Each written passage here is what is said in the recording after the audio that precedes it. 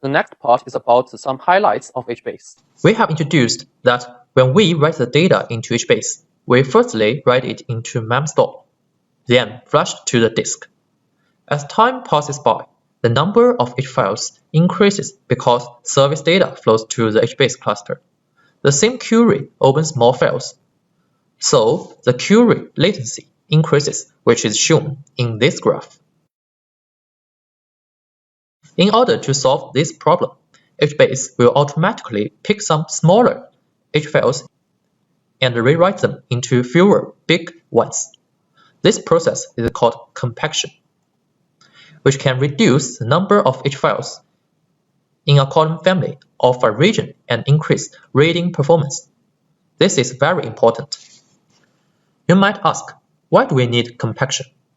The answer involves two perspectives. One, reduce the number of H files in a column family of a region. Two, increase the reading performance, remember? Okay, and there are two kinds of compaction, major and minor. Minor compaction reduces the number of storage files by rewriting some smaller files into fewer but larger ones.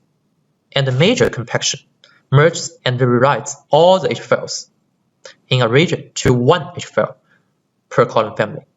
And in the processes, jobs deleted or expired themselves. This improves read performance. However, since major compaction rewrites all the files, lots of the disk, I/O, and network traffic might occur during the process. This is called write amplification.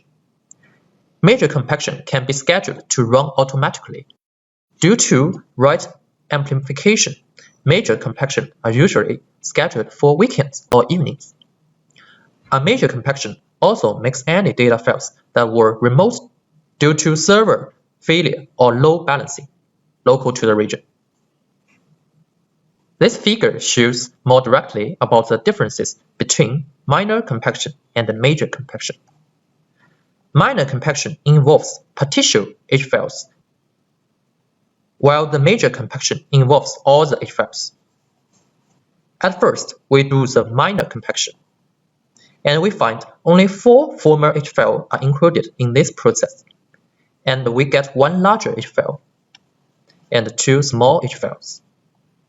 Then we do the major compaction, just combine all the H files into one, just like the bottom part of this figure.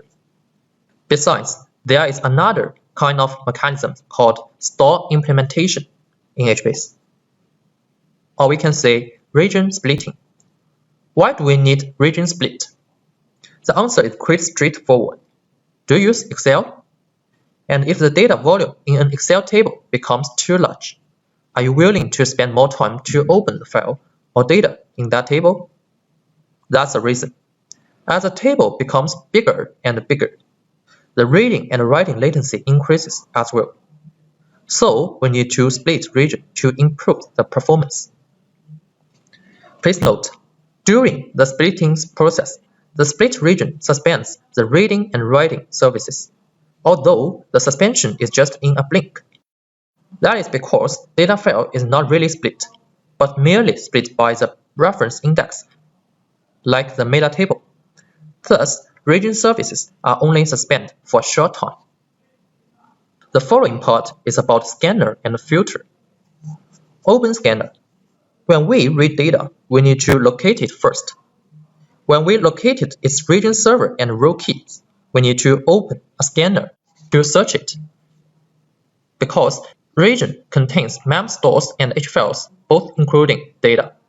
Here, H files suggests that we read data from H files in HDFS in most cases, because the data will eventually be flushed into HDFS. So, in the reading process, HDFS, H client, Zookeeper, H region servers, meta region, and user region are all involved, except H master.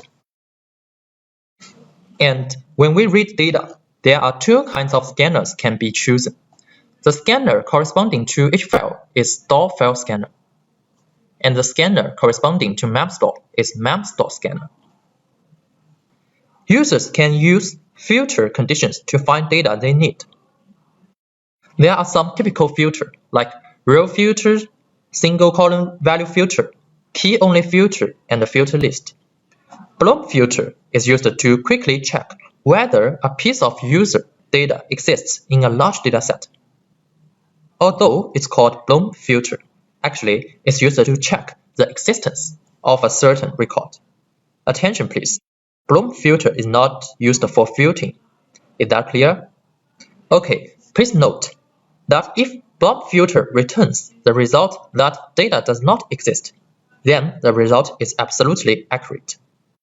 If it returns exist, there may be misjudgment, and data relative with Bloom filter in hbase is actually stored in hfiles. In this section, we learned some highlights of hbase. Next part, we will focus on improvements of hbase.